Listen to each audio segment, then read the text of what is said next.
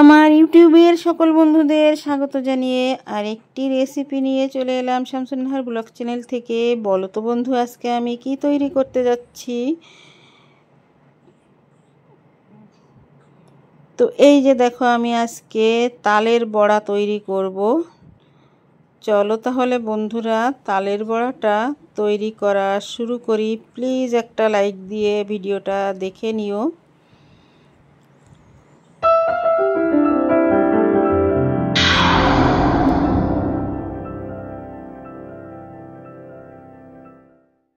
আসসালামু আলাইকুম।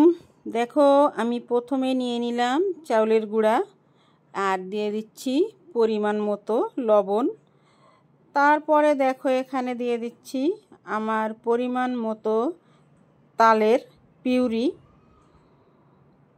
তো তালের পিউরিটা দিয়ে দেখো আর কি কি দেব। দিয়ে দিচ্ছি পরিমাণ মতো চিনি। স্বাদ অনুযায়ী যার যার যে যেমন মিষ্টি খেতে পছন্দ করো সে সেইভাবে চিনিটা দেবে। তারপরে দিয়ে দিচ্ছি নারকেল কুড়া। নারকেল কুড়া তোমাদের ইচ্ছা মতো দিতে পারো, যদি বেশি থাকে বেশি দেবে, যত বেশি দেবে ততই স্বাদ বাড়বে। তো দেখো, নারকেল কুড়াটাকে দিয়ে এখনও কিন্তু আমি কোনো পানি দেইনি এখানে। নারকেল কুড়া সবগুলো উপকরণ একসঙ্গে দিয়ে তারপরে দেখো মেখে নিচ্ছি। তো মাখতে মাখতে কিন্তু একটা ডোয়ের মতো তৈরি হলো। বেশ একটু কিন্তু শক্ত শক্ত ভাব রয়ে গেছে। তো এরপরে দিয়ে দেব আমি এখানে লিকুইড দুধ। আমি কিন্তু আর কোনো রকম এখানে পানি দেব না। যদি প্রয়োজন হয় তাহলে আমি লিকুইড দুধটাই দেব। বন্ধুরা, দুধ দিলে কিন্তু খেতে আরও বেশি টেস্টি হবে। তো এই যে দেখো, আমার মাখানোটা হয়ে গেছে। এখন আমি রেখে দেব রেস্টে। তো এই যে প্রায় 2 ঘন্টা কিন্তু আমি এভাবে রেখে আমি বাইরে চলে গেছিলাম। তো আমার ঘরে কলা ছিল না। কলা দিলে কিন্তু বেশি টেস্ট হয় আর সফট হয়। তো আমি এই যে কলা নিয়ে এসে তারপরে আমি কলা দিয়ে দিলাম। কলাটাকে এখন মেখে নিচ্ছি। এখানে কিন্তু আমার আর কোনো রকম পানি দেওয়ার কোনো প্রয়োজন নেই।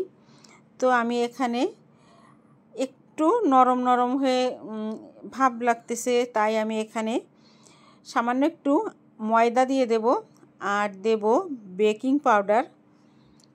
বেকিং পাউডার দিলে বেশ একটু ফুলকো ফুলকো হবে এর জন্য। তো এই যে দেখো, আমি কতটুকু ময়দা দিলাম। হাফ কাপের মতো ময়দা আমি এখানে দিয়ে দিলাম। আর আবারও কিন্তু আমি ভালো করে মেখে নিচ্ছি।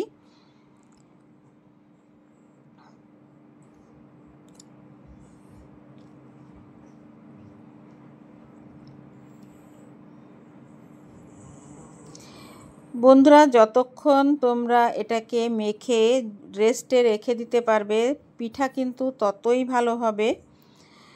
যাই হোক, আমার কিন্তু মাখানো হয়ে গেল। এখন আমি চলে যাব পিঠা ভাজতে।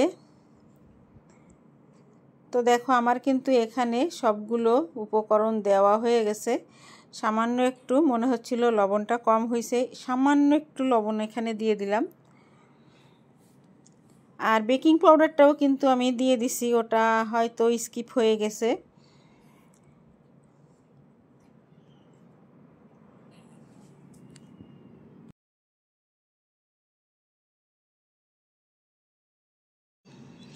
আমার কিন্তু পিঠার ব্যাটারটা একেবারে রেডি। চলে আসলাম এই যে চুলায় আমি কিন্তু একটা প্যান দিয়ে দিলাম। আর এতে দিয়ে দেব পরিমাণ মতো সয়াবিন তেল।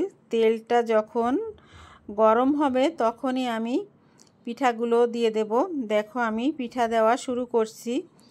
তো একে একে সবগুলো পিঠা দিয়ে দিব। তো এখানে তেলটা পর্যাপ্ত গরম হয়ে গেলে তারপরে হচ্ছে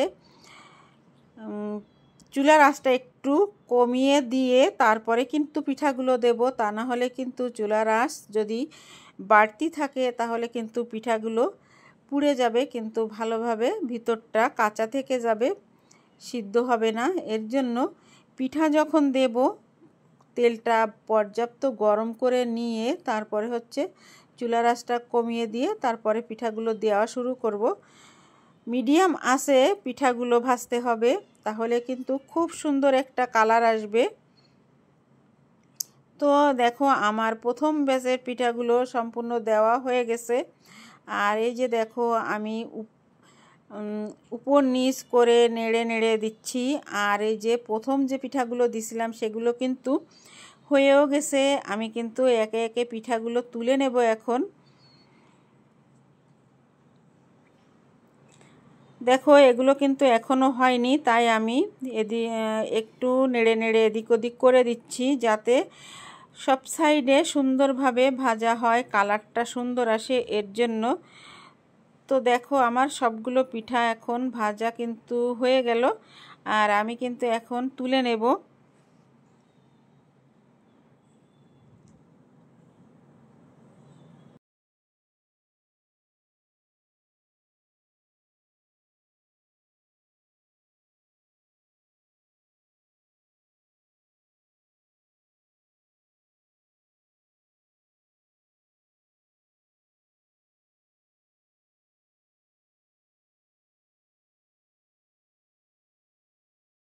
আমার এই পিঠাগুলো কিন্তু ভাজা হয়ে গেছে, আর এখন আমি দেখো তুলে নিচ্ছি।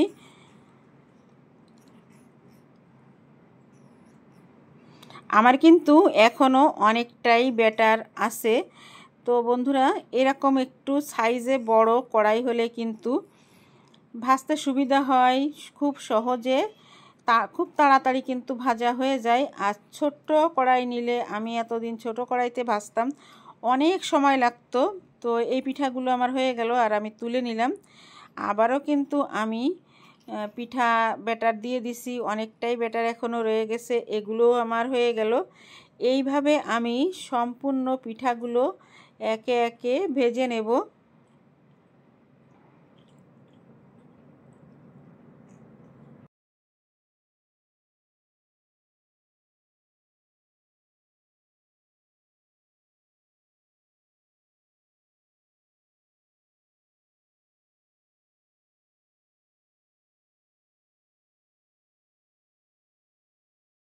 বন্ধুরা, আমার আজকের এই পিঠা ভাজতে আমার কিন্তু 3 বার দেওয়া লাগছে, 3 বারে আমার সম্পূর্ণ পিঠাটা হয়ে গেছে ভাজা।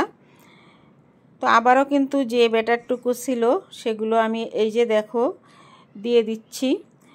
আর এক সাইড থেকে পিঠাগুলো দিলে সবচেয়ে ভালো হয়, যে কোনো এক সাইড থেকে, মাঝখান থেকে না দিয়ে, কারণ মাঝখানে কিন্তু জালটা বেশি লাগে আর সাইডে কিন্তু জালটা কম লাগে। এর জন্য মাঝখানে না দিয়ে সাইড থেকে পিঠাগুলো দিলে সব থেকে ভালো হয়।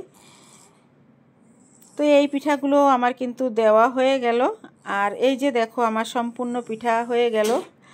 কেমন লাগলো আজকের আমার এই তালের বড়ার রেসিপি অবশ্যই কমেন্টের মাধ্যমে জানাবে। তো এই যে দেখো চলে আসলাম আমরা পিঠা নিয়ে বেডে। এখন হচ্ছে আমরা পিঠাগুলো খাবো। বন্ধুরা, পিঠাগুলো খেতে খেতে তোমাদের কাছ থেকে বিদায় নেব। চলে আসবো নতুন দিনে নতুন কোনো একটি ব্লগ ভিডিও বা রেসিপির সঙ্গে। সে পর্যন্ত সবাই সুস্থ থেকো, ভালো থেকো, সবাই সবার পাশে থেকো, এই কামনা করে আজকের মতো এখানেই বিদায় নিচ্ছি। আর এই যে দেখো গুড়ি গুড়ি কতগুলো পিঠা করেছিলাম, সেগুলো কিন্তু, এইগুলা কিন্তু খেতে বেশি টেস্টি হয়েছিল, মনে হচ্ছিল সেটাই। তো আজকের মতো বিদায় নিচ্ছি। আল্লাহ হাফেজ, আসসালামু আলাইকুম।